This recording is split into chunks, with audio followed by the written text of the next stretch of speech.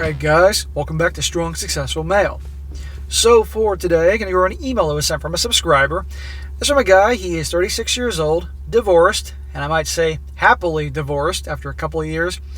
And he shares his story how, like so many of you guys have been married, things obviously did not work out after a couple of years of marriage. You're going to see that in essence he was pretty much bait and switched, and for years really tried to make things work, and didn't matter. No matter how hard he tried, the worse it got, as things usually go. Eventually, this guy had enough. And you're going to see how, thanks to him being crafty and listening to his attorney, was able to use his wife's emotions against her to help him get much better terms of the divorce. And you're going to see just how cold and uninterested in their marriage this guy's ex was. And of course, these things always end when the guy's had enough. She has the meltdown, begging and pleading to give him a second chance, and guess what? Still, he walks away and he's done. So for all you guys out there that are right now in loveless, SCX-less marriages, and you're treated like nothing, you can end it. You can walk away. It ain't going to be easy. It's going to be harsh, but it's better than staying in a bad marriage like this. So you guys will definitely appreciate this.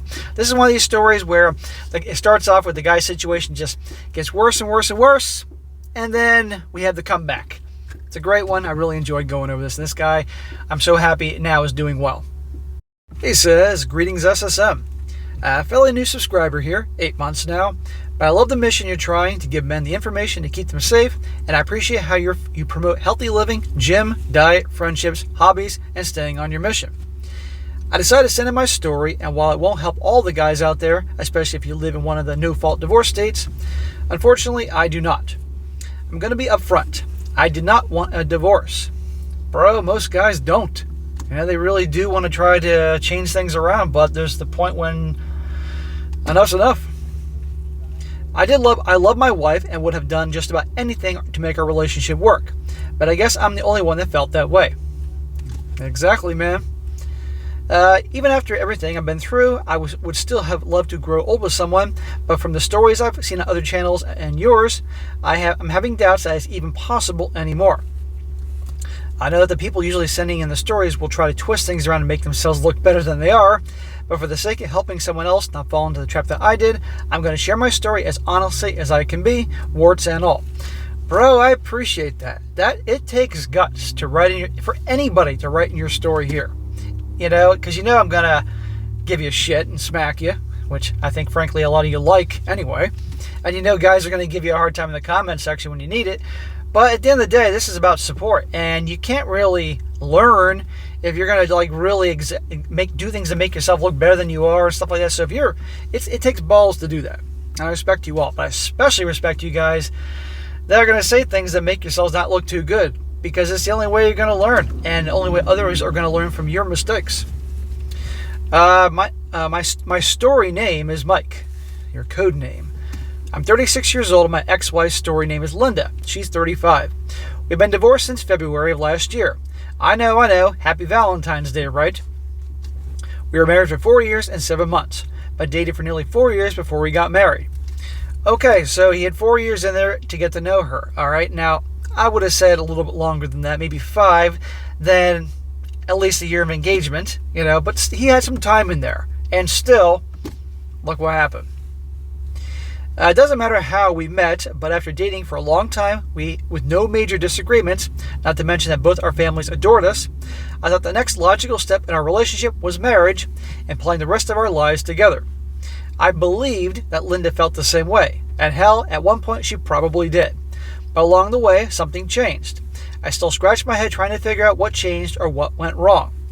So I want to point something else out here, guys. He says he's 36 and she is 35. They got divorced, let's see here, back in February. So we're looking at about 10 months ago, give or take. So she was about 34 then, 34, 35, depending when she was born. And they've been married for 4 years and 8 months. So basically, they got married right around the time she was around 28, 29 years old, give or take. What I tell you about them rushing things to get to the altar, or at least finding their guy that they want to get that ring on their finger, around the mid-20s. Right there. It happens all the freaking time. They'll find some guy maybe initially everything seems great because they know how to put on a show. They find that guy who they know is marriage material. You all know what I'm talking about here. And no surprise, they get hitched before she turns 30 years old. And they get married, and that's where things start going downhill. It's so unfortunate. And so many guys need to know this information to watch out for that. Okay. Maybe I did something wrong, or maybe we just grew apart. I still have no idea, but I guess it doesn't really matter anymore. I'm sorry if I'm coming off as weak or whining, but even almost 2 years later, I still don't know what happened. And the worst part is, I'm pretty sure I'm never going to get an exact answer to that question. Bro, you're never going to get it. If you mean getting the information from her one day or people that know her or something like that, no. I know maybe to heal completely you need to know, but I'm afraid you're never going to know. But what you can do is look at her actions. Let her actions tell you everything and piece it all together, learn from your mistakes, and move on. That's the best thing you can do. And by sharing your story here, you will help more guys than you will ever imagine who you'll never meet in some capacity. Either right now, someone's going through the same thing, or 5 years from now, hopefully if I'm still on YouTube, and somebody finds your video, will help them. When I talk to my friends and family about everything, the two most obvious questions always come up, so I stop talking to anyone about it. And I'm now just trying to put my life back together. The first question, and most insulting to me, is that my friends and family asked is, were you cheating on her? All well as the people who know me, it was one of the most insulting questions anyone's ever asked me. No, I did not cheat on my wife and never gave her any reason to worry about me doing something so disrespectful to her in our marriage. Obviously, the next question was she cheating on you? To that end, I had the same answer. I don't think so, but who knows? I guess it makes as much sense as everyone else. I don't know.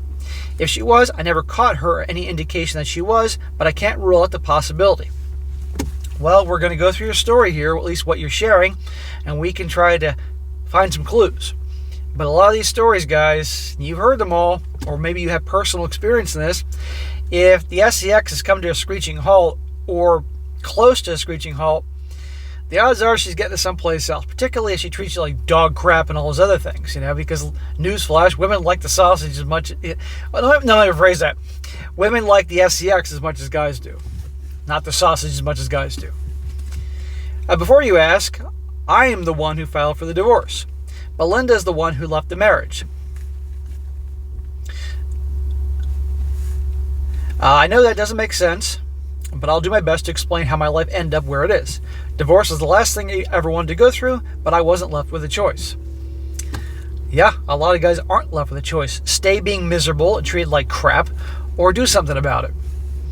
The first couple of years of our married life was great. Well, that pretty much is usually how it goes.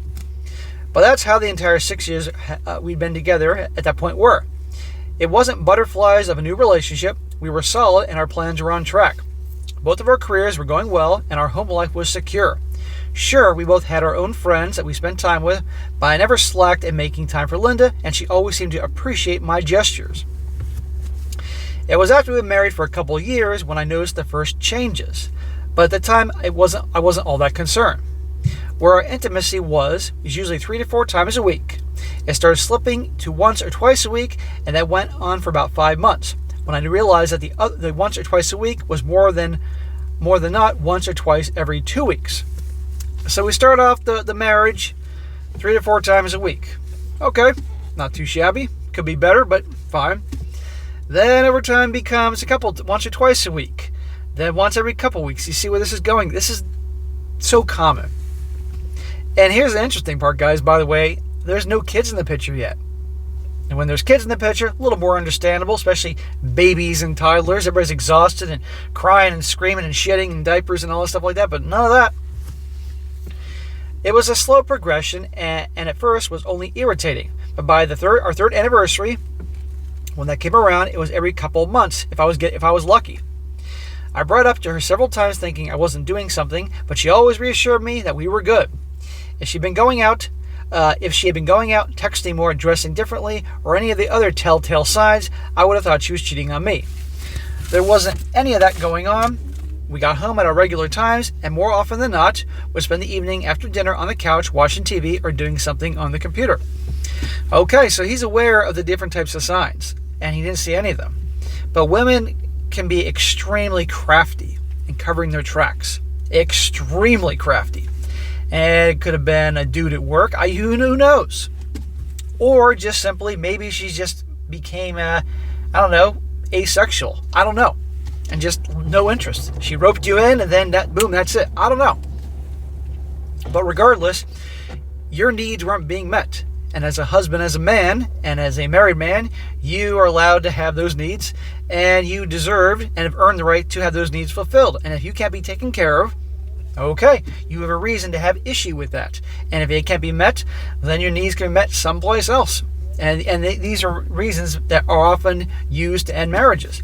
Believe me, if you weren't meeting her needs in other areas, usually involving your paycheck, I guarantee you, she would be out of there. It was nearly 6 months after our third anniversary when I sat her down and asked if there was a problem in our marriage that I didn't know about, and she seemed surprised I even asked. Bullshit. Nice job, faker. She knows there's a problem. You're not hooking up. She wanted to know why I felt that way, and I told her in the last 6 months we've only been intimate 2 times. Whew. I don't know how you weren't ready to explode, my man. Once on our anniversary and once a couple months prior when she knew I was getting frustrated being rejected.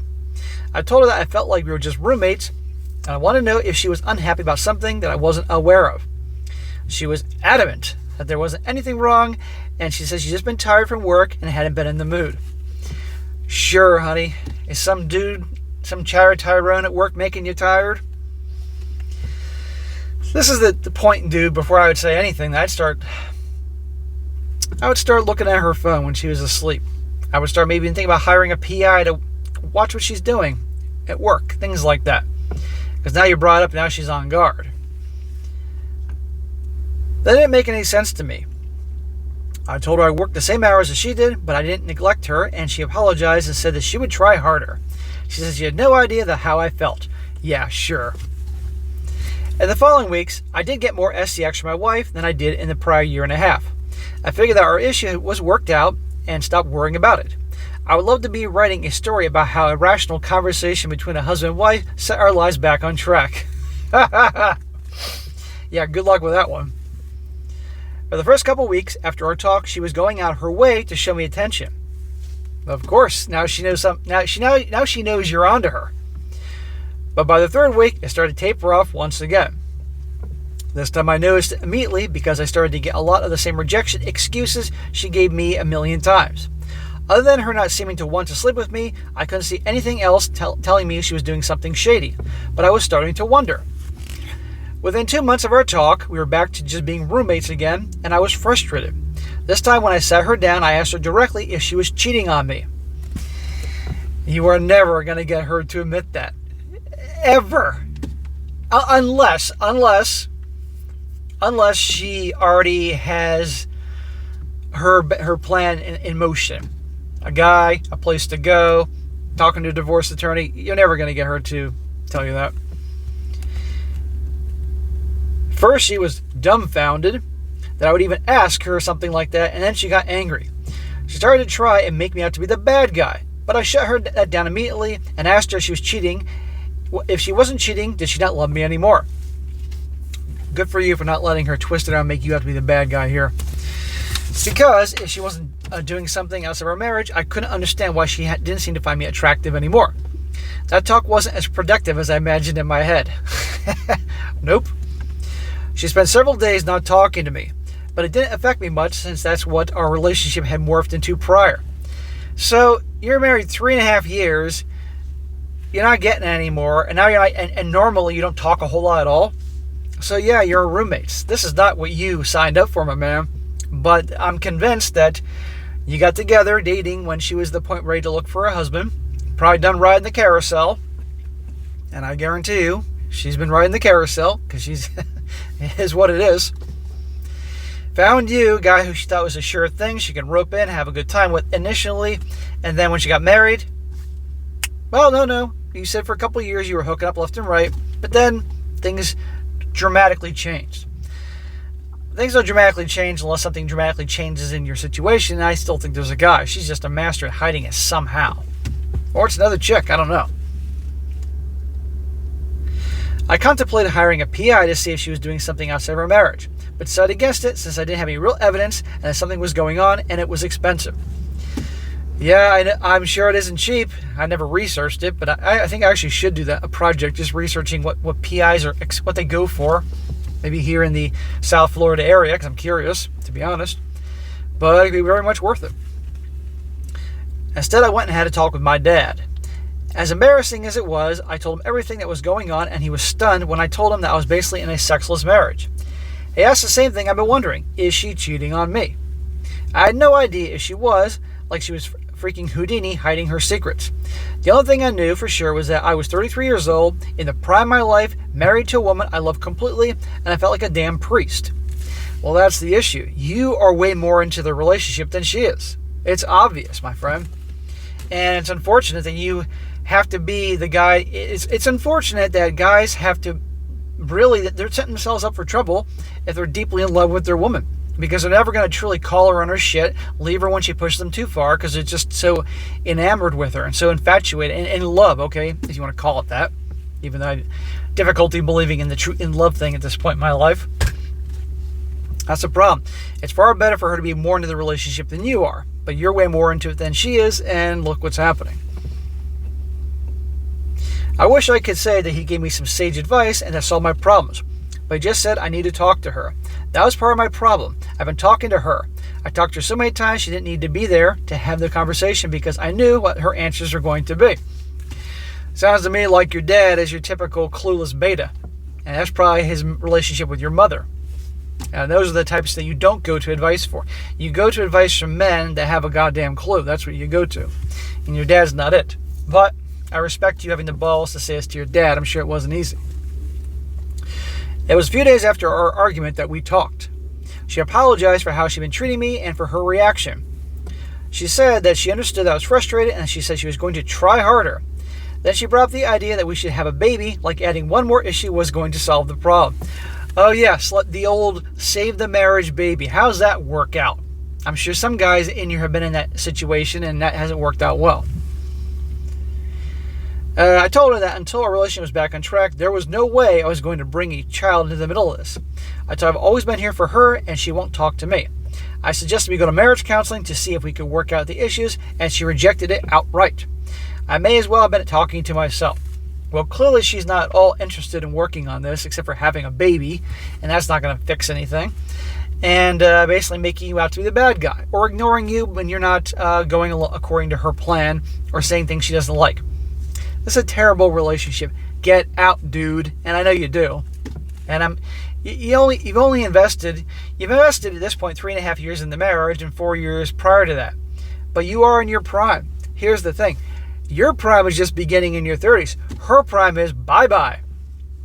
Maybe she's very good looking for her 30s. And look, guys, you can get a lot of damn good looking gals in their 30s and 40s and sometimes their 50s, depending if they really take care of themselves. But it's never the same compared to the prime of the teens and 20s. So you could end this, take the hit in the short term, and you're all the wiser, which, well, I know what you do eventually. I knew we had problems, but I still had no idea what they were. There's no doubt in my mind that this was the beginning of the end. I know marriages cool off after a while, but we were basically living under the same roof, sleeping in the same bed, and were complete strangers. She was still going about her day like nothing was wrong, and I was twisted in knots trying to figure out when my wife moved out and this new person moved in. It brings me no pride to admit that I checked her phone and computer behind her back while she was sleeping, but there weren't anything even remotely suspicious. Dude, don't feel bad about doing that. You had to do it at this point. I don't blame you. I full-on support you doing that. But you didn't find anything. It says, SSM, I was at my wit's end. It was like I was buried up to my neck in sand and couldn't do anything about it. That was a normal life. I knew two things. I wasn't happy and something had to change. She refused to go to counseling with me or take anything I was saying seriously. Then, bro, you got no reason to stay in this fucking marriage. I've left out a lot of things in the story because I didn't want it to be too long. I tried romantic gestures, date nights, and gifts, but nothing changed. Smack! So this, and I don't mean that smack to be a dick. I do it anyway. So a mistake a lot of guys make is when relationships start going downhill, they think, okay, I must be doing something wrong because this perfect angel who I'm with would never willingly do these things to me. So I'm going to try extra hard by doing gestures, date nights, gifts, flowers, all that stuff. And what usually happens when you do that? It gets worse because she knows she's being an asshole to you. If you truly haven't done anything and you know it, and she's treating you less than you should be treated, by doing all those things, that's essentially giving a reward to shitty behavior.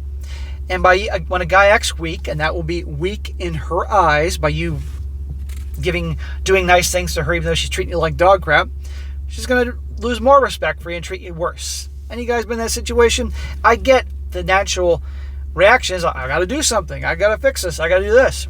That's how us guys do. I've done that shit when I was younger, and it's worse. What I learned is when a girlfriend or whatever is backing away, mistreating you, then you match her behavior. You back away.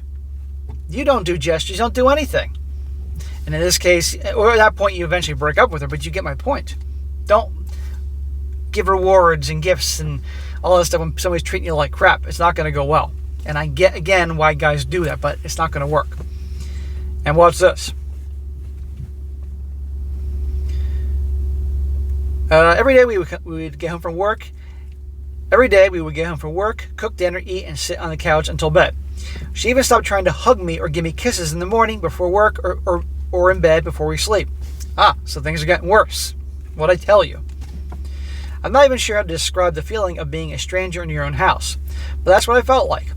When we were around people, it was like seeing the woman I married, smiling and acting like the perfect lies, but as soon as we were alone, I was a stranger that she tolerated. So she's a great actress. They all are. Big faker. I bet if she's on social media, I bet she takes all the pictures and makes it out to be a perfect marriage. But I guarantee you her friends know darn well she's not in this perfect happy marriage. It was a few days after my 34th birthday that all clicked in my head that something needed to change, and it was going to have to be me to make the change. She wasn't making any effort at all, and I was tired. I might have been 34, but I felt like I was close to 70 years old. Oh, and I would be remiss if I didn't tell you quickly about my birthday. She invited some of our friends over for a little party, and it was actually a nice day. We had a cookout and had fun spending time with our friends. I didn't expect it, but they all brought presents, and I appreciate it. Well, everyone brought presents except my wife. Yeah, I was just thinking, I gave you a present. I gave you that party. I gave you a present. I married you. It's such a joy to have. You should be so appreciative to have me as your wife. I figured she was going to give me a different kind of present when everyone was gone. But that was also wishful thinking. One of my vices is that I love a good margarita. One of the things I've always complained about is that our blender takes forever to chop up the ice cubes, but it was never anything major. My dear loving wife, a woman that I've been with for more than 7 years and married to nearly four, and one that I bought a $1,000 diamond necklace for her birthday, gave me some ice trays and made tiny ice cubes. She didn't even bother wrapping them up. It was kind of a thing you find at the dollar store or a gas station. She was smiling like she gave me some kind of brick of gold. Yeah, great gift. You would have preferred some poontang. That's when it all clicked. I was worth nothing to her more than an ice tray that was probably cost her $1. If I'm being honest, I would have preferred she forgot my birthday completely than do that to me. I was really pissed. Not only that, after I had to clean up for my own party. She basically went back to ignoring me and went back to bed like normal. No kissing, no sex, barely any recognition I was in the same bed. I think I can speak for the group here when you're all thinking she's a giant a-hole. But don't worry, guys. Our man here is going to come out all right. I was still pissed off when I woke up. She seemed completely oblivious to how angry I was, but I knew saying anything at this point was useless. We left for work, like normal. No hugs, no kisses, or I love yous. I barely got any work done, and at lunchtime I was looking up divorce attorneys. This life may have suited her, but I felt like a prisoner, and I refused to continue living like that. Amen.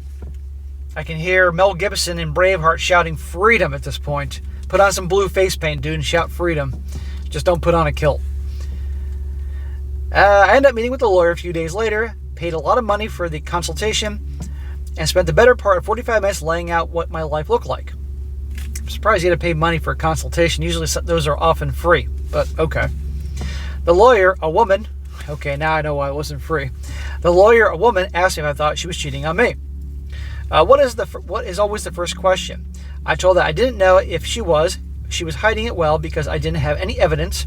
When I told the lawyer that it had been more than 6 months since we had any intimacy, she looked surprised and started telling me my options. That's when I found that I lived in an at-fault divorce state and I needed a reason to file for divorce other than being unhappy. At fault, huh? Then she asked me if my wife had a medical condition that would prevent her from intimacy, and I laughed and told her that I had no idea because she wouldn't let me play doctor.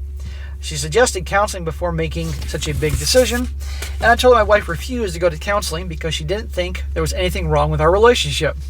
Shocker. There was a lot more said, but when we were done, she asked me what I wanted. I told her I wanted my wife back and that I didn't want to get a divorce, but I couldn't keep living like this. He says, guys, if you have to get a divorce, get a woman lawyer. I've been saying that for a long time, guys. She says she didn't know if my wife was cheating, but it was clear she was already checked out of the relationship. She didn't try to sway me one way or another. But in my state, after 5 years of marriage, the alimony rules changed significantly, and if I was going to go for a divorce, it would be best in my interest financially to do it before that. I asked her how I was even supposed to file if I didn't have any fault, and she smiled at me and said that I did. This is why lawyers get paid a lot of money. Yes, they do. She told me that I already had the case. It's called marital abandonment, and when I asked her to explain, she said the actual term is constructive abandonment. It entails things like domestic, abuse, infidelity, withholding SCX, or refusing financial support. In our state, if your spouse refuses you intimacy for more than 6 months, it's considered abandonment, but she said cases like that were hard to prove because all she had to do was say that I was lying, and the judge would always take her side because it would be literally a he said, she said situation. Shocker. That left me in the same situation I was in, and I asked how was I supposed to prove something she could simply lie about. That's when I learned something else that is important to share. In my state, okay, dude, what state do you live in? I mean, come on here. We want to know. In my state, it's a one-party consent for recording. I had no idea, but the way the lawyer explained it was that it was perfectly legal to record her without her knowledge as long as I was aware of the recording. Okay. I guess you can't do that in some states. I had no idea. The lawyer gave me a list of questions that I would need to prove my case and said to contact her if I decided on divorce, while reminding me of the 5-year time issue. I honestly had no intentions of filing divorce that day, but something had to give, and so far I was the only one giving. Well, dude, you're doing what you have to do. It's not what you prefer, but you have to. And now you have some info and a plan to take forward. And that, gentlemen, is where I'm going to leave things off for here, part 1. I know you're all screaming, but just bear with me. I'll have part 2 to this story later on, where you're going to see this guy is going to do everything his lawyer says, handle things right, and you're going to see how this ends with him and his wife, or I shall say his very soon-to-be ex-wife here. And of course, as you can probably imagine, there's going to be a lot of waterworks, and I'm sorry, but our guy here is going to come out strong. He's suffering in part 1. In part 2, he will be victorious. So give me a couple hours, and you'll have part 2 coming up, and you'll be able to enjoy it. Stop cursing my name. See you then.